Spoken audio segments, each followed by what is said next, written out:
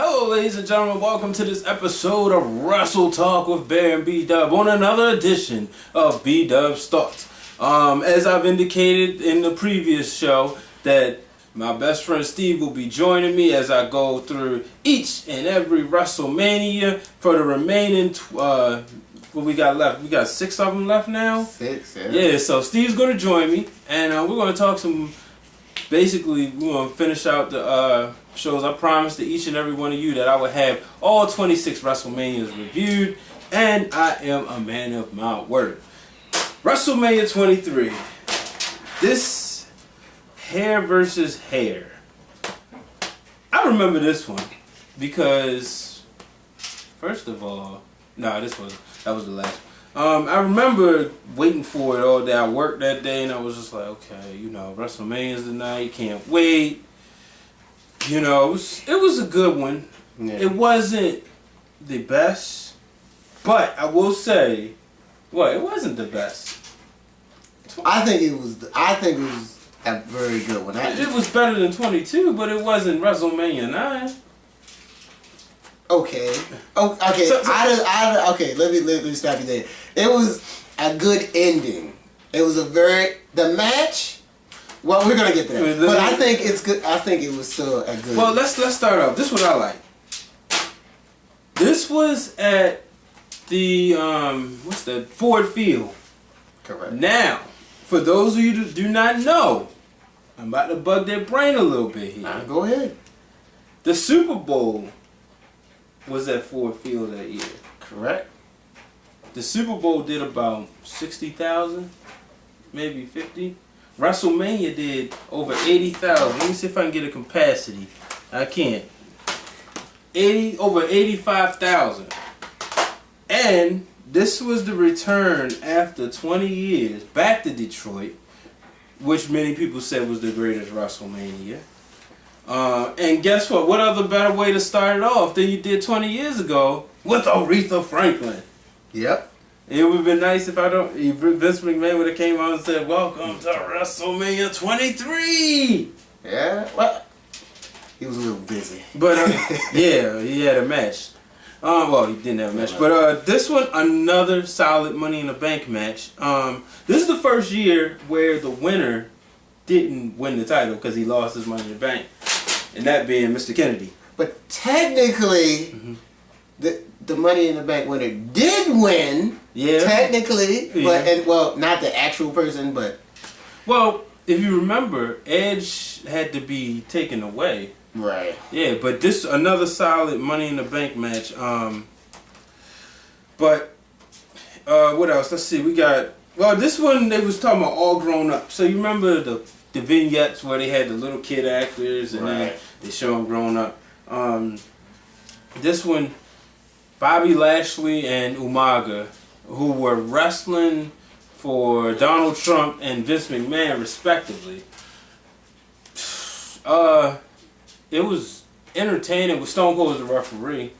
I don't understand that. But, if you ever noticed, Vince McMahon's hair didn't grow back. It was a hair versus hair match. We knew Donald Trump wasn't getting his hair cut. Billionaire versus billionaire. Right. But Vince McMahon's hair didn't grow back after that. It didn't grow back properly. It didn't, because he's a billionaire. But getting back to the Stone Cold, I don't know why. It wasn't Stone Cold. No, it was the Body Ventura. I'm sorry. Mm-hmm. And that's Survivor Series. But why did they put Stone Cold? What? He couldn't do nothing. It was just It was just because he got. What? It was just. Yeah. Bottom line, Austin came out. Gave the surprising party. Gave Donald Trump the stunner. So that was decent. What other good matches they had? One of my 3 favorite wrestlers. Stone Cold Steve Austin. I thought Benoit and MVP. I was looking at this WrestleMania. I thought they had a good match. They did for the United States Championship. Chris Benoit was just solid, man. I don't care what anybody say. He could go in there and make anybody look good. Not to take nothing away from MVP. MVP was a good wrestler, but Triple H was just solid. But back then, I was very surprised at MVP because he was one of those gimmicks like. Santino Morelli. He was one of those gimmicks. He wasn't really a draw, and Chris Benoit made him a draw. Made that a good match. Not saying he carried the match, but he made it a good match. Yeah. Like if he wrestled somebody else, he would be like, okay, next match. You know, fall asleep halfway out. Oh, he won? Okay. Now, the World Heavyweight Championship match, in my opinion, best match on the card. Yes. Should have been main event. But I don't know why it wasn't, because you had, this is where, like I said, we're talking about the Undertaker streak again. And it was Batista and Undertaker, two faces. At the time. Yeah, two faces going head to head. Never was the biggest fan of Batista. I respect him as a man, but I think you respect him as a wrestler, but, you know. He's not the best wrestler. But he really performed. And that was, too, he was in the ring with the Undertaker. You know, from what I hear, looking at the Batista's DVD, I Walk Alone, they were ticked that they weren't going on first. So because they were ticked, they said, let's go tear the roof off the place. And that they did. Nothing else could follow up. And then you had John Cena and Shawn Michaels. You remember, I fell asleep during this match. Now, he fell asleep. I watched that match. I woke up. I think, yeah, I was waking up. What part did you wake up? When he was reversing the, ducking the punches? The attitude adjustment, or the STF, something like that. Some PG movie. I don't know. It wasn't PG yet, but you know. But I thought that match, if you look at Shawn Michaels' match, that he said he was so privileged to once again be in the main event after all the stuff he's been through, and I found new respect for that match. I thought it was a good match, but now that I saw that DVD, I was like, wow. It was like, I had to remember it because that was a very good back and forth match.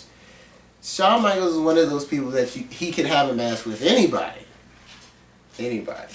Yeah, and have a good match. That's why he's Mr. WrestleMania. He's not Mr. WrestleMania because he wins. He's Mr. WrestleMania because he makes the matches look good. But they went in as the tag team champions. Correction. Which made no sense. Correction. They lost the tag team titles that Monday. Yeah. That Monday before. Because you gotta remember. Because he Sweet Chin Music him, and who took the belts back? Some team that's not together now. Because it is not there, but the match, I still remember that match because it was a good match, and that was one of those matches like, ooh, is that going to be it? Is that going to be it? Is Shawn Michaels going to tune up the band one more time to become the champion? Yeah, you're right. And that's how it was for me. Well, you know, to each his own. Well, to me, this was a mediocre WrestleMania. Is that because Shawn Michaels was there? Not really. It was just mediocre. I mean, it could have been better. You see, I got the DVD. Correct. I done watched it plenty of times. I'm hoping the thing don't have too many scratches on it, you know. Yeah, you see, it look like it's almost barely touched. I personally, the hair versus hair match, and two people that were transitional wrestlers, I call them, because they're not going to be there that long. Like Bobby Lashley, he sounded like a girl. Man, it's Bobby Lashley. I was scared of him until he opened his mouth. I was like, dang, he's a punk. He taking steroids. He's got no nuts. And then you got Umaga, and where is he at now? Steve, he's dead.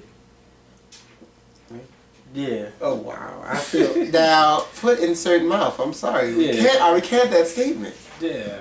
Me, Umaga, rest In peace. But. That's embarrassing. Okay. It happens. Yes it does. Yes it does. Yeah.